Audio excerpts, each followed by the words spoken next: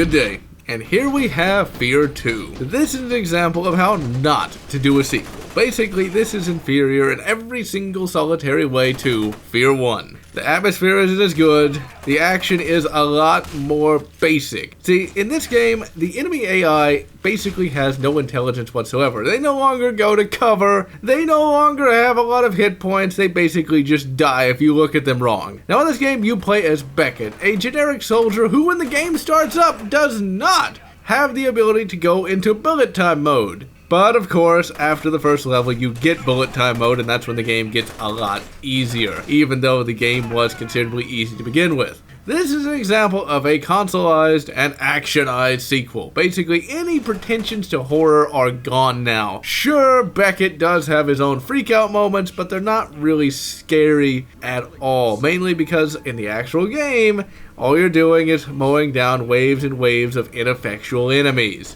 And I mean they are horribly ineffectual. There are some enemies with exploding tanks on their back. Why would you walk around with that if it's just going to explode if you shoot it? And they don't even have flamethrowers. I guess they're oxygen tanks, maybe, but then why do some troops have oxygen tanks and others don't?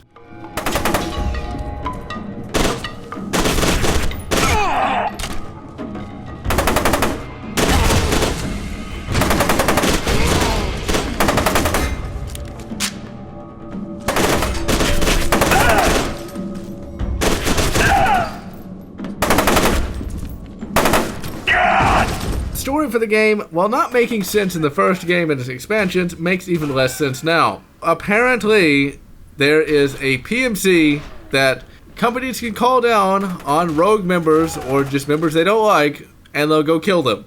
Also, apparently there's a PMC that can be called down to attack and destroy property on American soil. How does this make sense?